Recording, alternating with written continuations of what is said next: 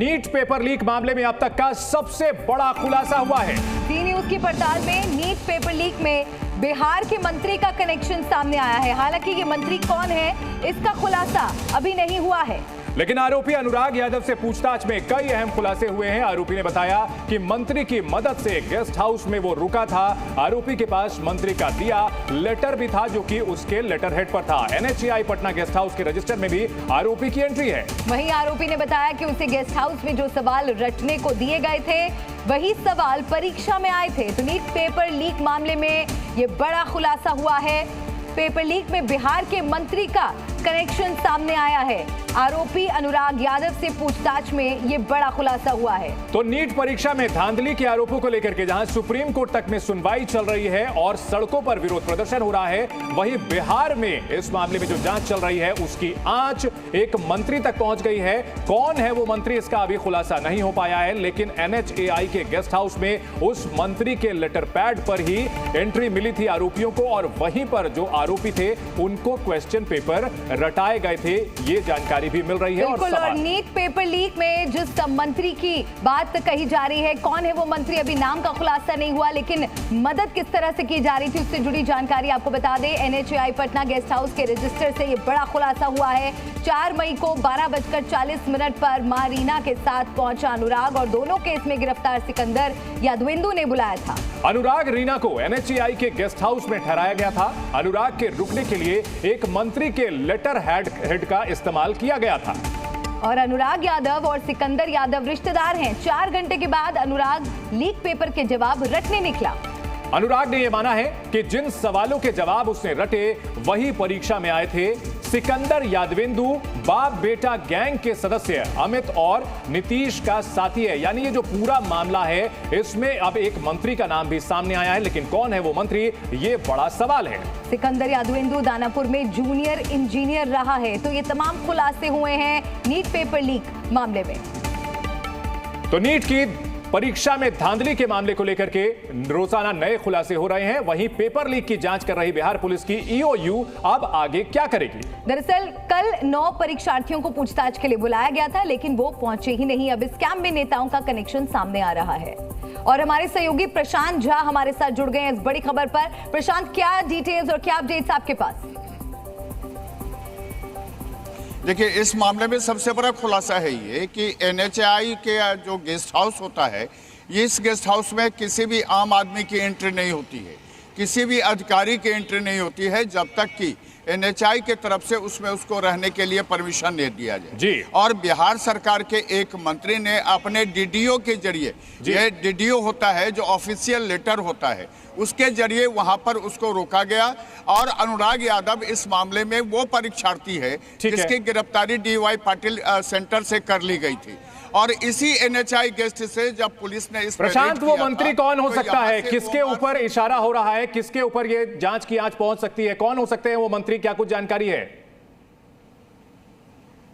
देखिए, ये DDO letter चूंकि NHAI पथ निर्माण विभाग से जुड़ा हुआ होता है और आप समझ लीजिए चंदन कि ये उस समय का बात है, उस समय की बात है जब यहाँ पर बिहार में कि नहीं पूरे देश में इलेक्शन चल रहा था। ऐसे में ये पथ निर्माण विभाग की तरफ से अगर DDO जाता है तो ये मान लिया जा सकता है कि पथ निर्माण विभाग के जो भी मंत्री हैं उन मंत्री के तरफ से ये लेटर भेजा गया था अनुराग यादव के लिए और उसकी मां के लिए। जब 12:40 में वो यहाँ पर आया है अनुराग यादव, और वहां से वो फिर 4 बजे के बाद वो निकला है वहां से और सीधे उसके बाद वो खेमनी चक गया है जहां पर उसको क्वेश्चन पेपर रटाए गए थे। अब आप समझ सकते हैं कि यह जो पथ निर्माण विभाग की तरफ से लेटर जारी हुआ है, ये लेटर अनुराग यादव के लिए था और समझ लीजिए कि कितना बड़ा बर्दाश्त है। ये जो लीक पेपर माफिया जितने हैं उनको बिहार सरकार के मंत्रियों का भी बर्दाश्त प्राप्त था।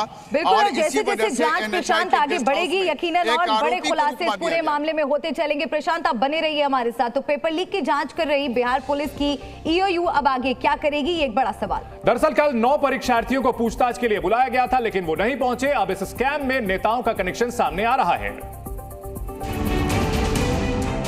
बिहार की राजधानी पटना में EOU के इस दफ्तर में अफसरों का कल का दिन 9 परीक्षार्थियों के इंतजार में गुजर गया। नीट यूजी परीक्षा में हुई कथित धांधली के खिलाफ जारी प्रदर्शनों के बीच लोग जानना चाहते हैं कि जिन 9 अभ्यर्थियों से ईओयू सवाल करना चाहती है वो आज भी आएंगे या नहीं। वो आज भी नहीं आए तो ईओयू क्या करेगी? इसका जवाब यह है कि अगर आज भी बच्चे नहीं पहुंचे तो ईओयू अदालत जाएगी। इस बीच एक बड़ा सवाल ये उठ रहा है कि नीट पेपर लीक केस में बिहार का मंत्री कौन है।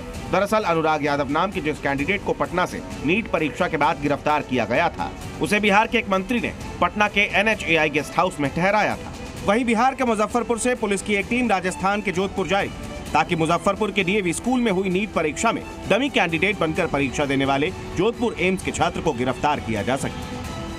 नीट का एग्जाम हुआ था, उसमें मालीघाट डीएवी में एक व्यक्ति था जो किसी दूसरे के जगह स्थान पर अपना एग्जाम दे रहा था। सॉल्वर गैंग का बंदा था वो, तो उसको लेकर के हम लोगों ने एफआईआर किया था। वो एम्स जोधपुर का छात्र था और इसमें हम लोगों ने सत्यापन किया है जो उस लड़के के नाम पे वो बैठा हुआ था। तमाम तफ्तीशों के बीच सवाल सिर्फ वो बच्चे ही नहीं उठा रहे हैं जिनका भविष्य अधर में अटका है, सवाल सियासतदान भी कर रहे हैं। 24 लाख बच्चे और आप बोल रहे हैं खाली 1500 का हम री एग्जाम कराएंगे, वो ग्रेस मार्क्स ले लेंगे। अरे पूरा री एग्जाम होना चाहिए।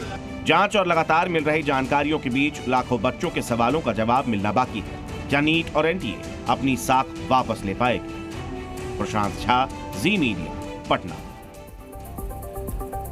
और इस वक्त की बड़ी खबर आ रही है, नीट पेपर लीक मामले में आरोपियों की जमानत पर सुनवाई आज होगी। पटना सिविल कोर्ट में आज जेल में बंद सभी 13 आरोपियों की बेल पर सुनवाई होगी। गिरफ्तार 4 अभ्यर्थी, 3 परिजनों के अलावा पेपर लीक गिरोह के सभी 6 आरोपियों ने जमानत की अपील की है। सिविल कोर्ट में आज सुनवाई होगी और ये सभी आरोपी 5 मई को पटना के शास्त्री नगर इलाके में नीट पेपर लीक मामले में जेल भेजे गए थे। इस मामले में तफ्तीश की जा रही है।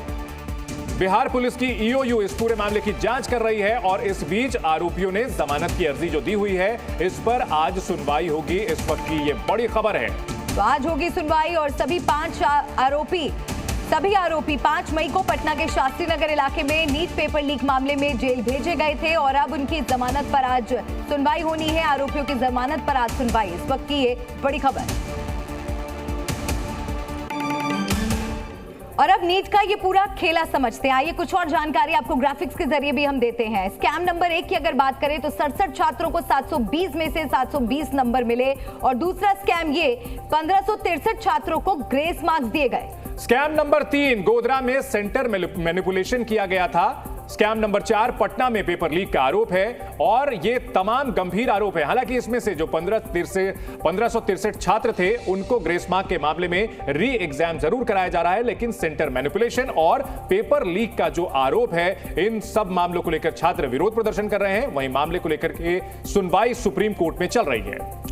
और प्रशांत झा हमारे सहयोगी लगातार हमारे साथ बने हुए हैं। प्रशांत, ये जो तमाम स्कैम्स के बारे में अभी हमने दर्शकों को जानकारी दी, अगर आप इसको लेकर जो तमाम अहम बातें सामने आई हैं अब तक की जांच में रखें। देखिए, अभी आपको सबसे पहले बड़ी खबर बता दें कि आज पटना सिविल कोर्ट में जो जज ADJ 5 हैं उनके सामने 13 आरोपी जो हैं इस पूरे मामले में जो गिरफ्तार किए गए हैं और बेऊर जेल में बंद हैं, उन तमाम लोगों ने अपने जमानत की अर्जी दाखिल की है और आज उस पर लगभग 10 बजे से सुनवाई होगी और उसमें यह तय होगा कि इन लोगों को जमानत दी जाती है या फिर इनको कस्टडी में रखा जाता है। दूसरी सबसे अहम बात आपको बता दें कि इस पूरे मामले के जांच के क्रम में NTA से लगातार आर्थिक अपराध इकाई ने जो चीजें मांगी थी, जो सबूत मांगे थे, वो कोई भी सबूत उसको नहीं दिया गया, बजाय कि जो बाकी इसमें जो 9 छात्र थे उनके डिटेल के अलावा। इसके लिए लगातार 18 तारीख को EOU के दफ्तर में इंतजार किया गया, लेकिन कोई भी जो अभ्यर्थी है जो 9 है। ठीक है प्रशांत, आपसे हम और जानकारी लेंगे इस पूरे मामले को लेकर के। इस बीच एक बड़ी खबर अपने दर्शकों को और बता दें, इसी से जुड़ी हुई नीट घोटाले को लेकर असदुद्दीन ओवैसी ने कहा है कि नीट परीक्षा दोबारा होनी चाहिए और नीट परीक्षा को SC मॉनिटर करे। तो ये बड़ा बयान उनकी तरफ से आया है। ओवैसी ने यह बयान दिया है नीट घोटाले को लेकर कि यह परीक्षा दोबारा होनी चाहिए। 24 लाख बच्चे और आप बोल रहे हैं खाली 1500 का हम री एग्जाम कराएंगे, वो ग्रेस मार्क्स ले लेंगे। अरे पूरा री एग्जाम होना चाहिए। NTA बकवास है, उसका जो हेड है वो RSS का संगी है मध्य प्रदेश का। इन लोगों को मतलब ही नहीं है। ये संघियों को क्या मालूम मेडिसिन क्या होता, टेक्निकल क्या होता, जो खुद उनके ताल्लुक रखने वाले जो सेवक हैं, जो मुल्क के वजीर आजम बन गए, वो खुद बोले कि भाइयों बहनों मुझे लगता है कि मैं अपनी माँ की कोख से पैदा नहीं हुआ। अब बताइए इन बच्चों का क्या होगा। ये नीट दोबारा होना चाहिए और जब दोबारा होगा तो सुप्रीम कोर्ट इसको मॉनिटर करे। एनटीए नहीं कर सकता, एनटीए बर्बाद हो चुका है। और नीट घोटाले पर कांग्रेस नेता पवन खेड़ा ने क्या कहा, सुनिए। एक परीक्षा ये सरकार ठीक नहीं करा पा रही। धर्मेंद्र प्रधान कहते हैं कोई गड़बड़ नहीं हुई, वहीं बिहार में सब निकल कर आ जाता है जब कबूलनामा है कि हाँ साहब पेपर लीक हुआ था, पहले ही एक दिन पहले आ गया था। क्या धर्मेंद्र प्रधान को नहीं मालूम था? काफी अहम टिप्पणी भी है सर। एनटीए को नोटिस जारी करके जो कहा गया है कि कोई त्रुटि है तो उसको अभी भी सुधार ले, क्योंकि कई परीक्षार्थियों का भविष्य जो है वो इससे जुड़ा हुआ है। हम स्वागत करते हैं क्योंकि लगातार आत्महत्याओं तक की रिपोर्ट्स आ रही थी, लोगों में एक चिंता और भय का माहौल था। जाहिर सी बात है इतने सालों की मेहनत के बाद कोई नीट का एग्ज़ाम दे और उसमें एग्ज़ाम ठीक ना हो, फेयर ना हो, चीटिंग हो, पेपर लीक हो, तो वो गलत हो।